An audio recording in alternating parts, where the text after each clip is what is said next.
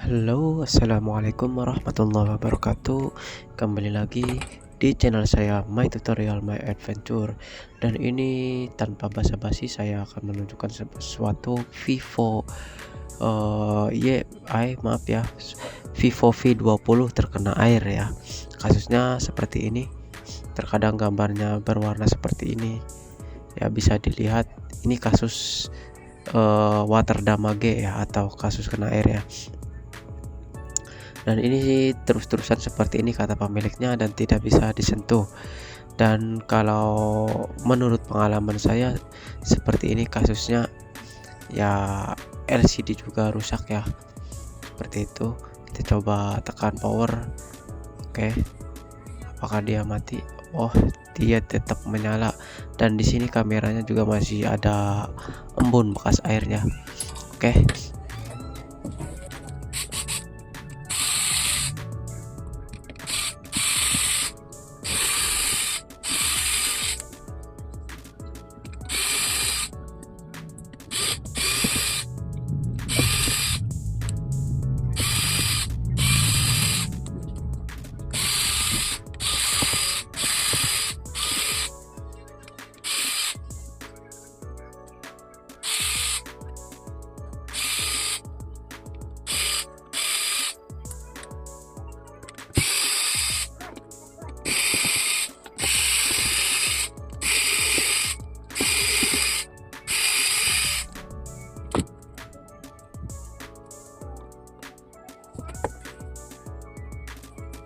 Baik, ini pelepasan baut sudah selesai ya, dan HP pun masih seperti itu ya kondisinya.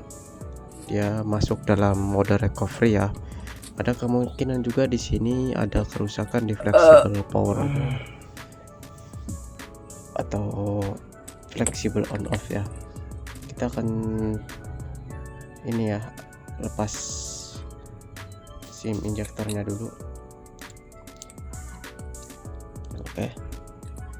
Ini SIM terakhirnya kita tarik keluar, dan di sini jelas ya,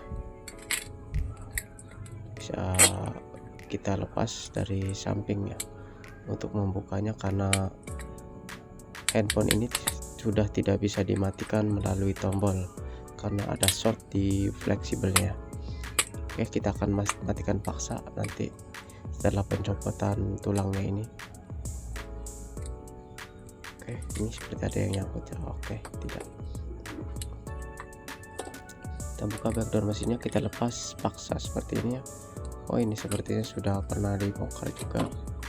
Kita singkirkan. Kita lihat-lihat sebentar apakah ada yang korosi ya.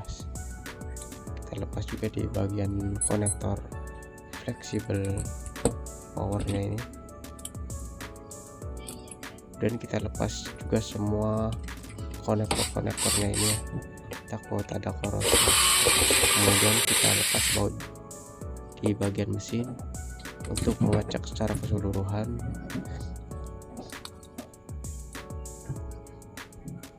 Lepas bagian antena,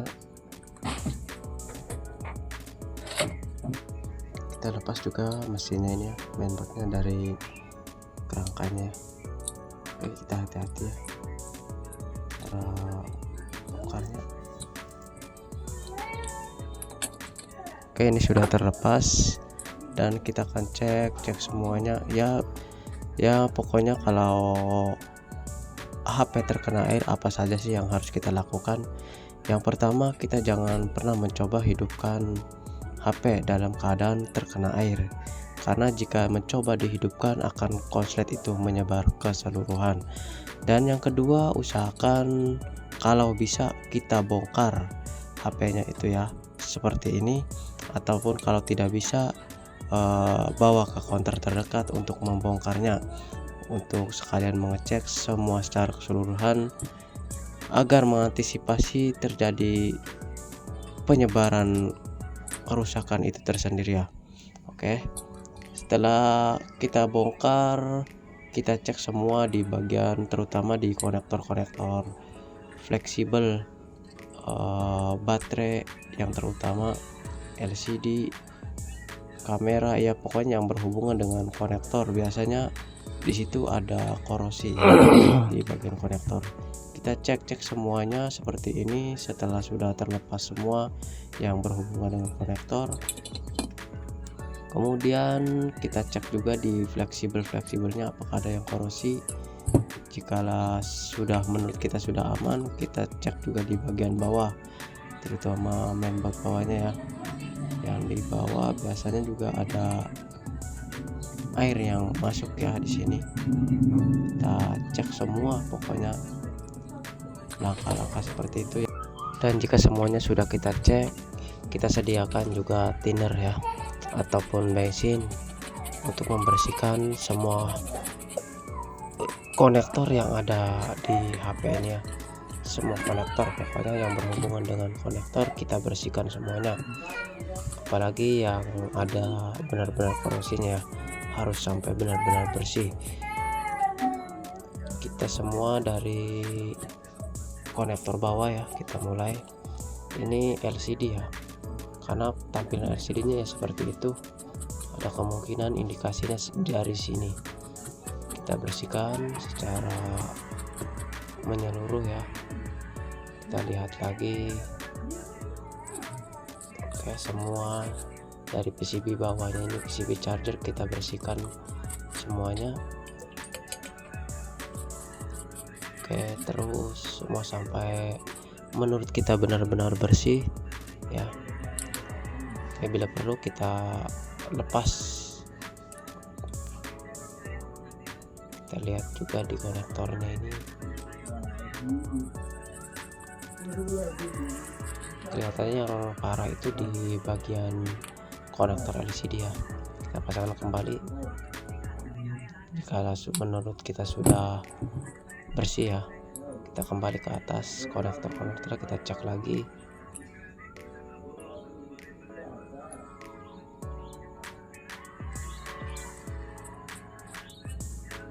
Ini konektor fleksibel juga kita bersihkan, yang pada saat kita hidupkan selalu muncul mode recovery ya. Kemudian kita bersihkan juga di bagian mesinnya, semuanya tanpa terkecuali. Kita bersihkan semuanya, karena yang tertutup ini sepertinya masih aman ya. Kita bersihkan yang terlihat saja dulu. Mudah-mudahan dengan cara seperti ini ya, kita membersihkan semuanya setelah dilakukan pembongkaran ya. Cek satu persatu, kita bersihkan semua yang terlihat ya, menggunakan thinner ataupun bensin ataupun pertalit dan sejenisnya ya. Kita bersihkan. Jikalau sudah oke, baru kita nanti tes ya. Kita cek semua. Baik, jika ini dirasa sudah cukup, kita akan coba lakukan pengetesan langsung ya. Kita pasang kembali.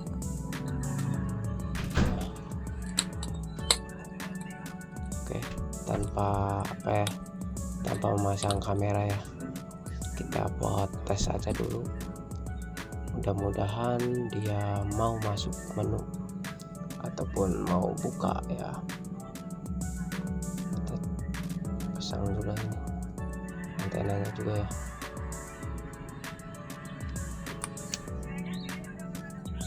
Oke, ini sudah. Kemudian kita pasang juga baterainya. Kita cek dulu di bagian konektornya, kita bersihkan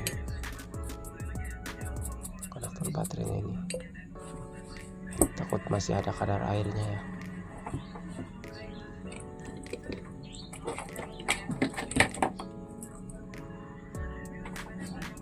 Oke, kita akan coba lakukan pengukuran di baterainya ini ya, apakah ada tegangan yang mampu menghidupkan HP-nya.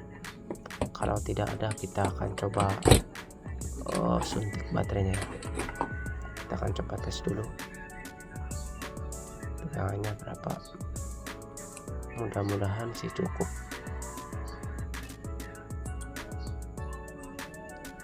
3,6 ya, 37 ya. Harusnya sih masih bisa ya, harusnya. Kita akan coba saja dulu.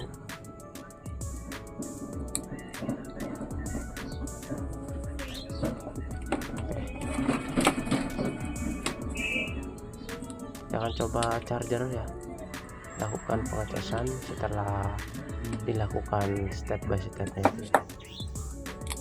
Apakah dia mau mengisi? Oke, dia mau mengisi ya, kita tunggu berapa persentasenya.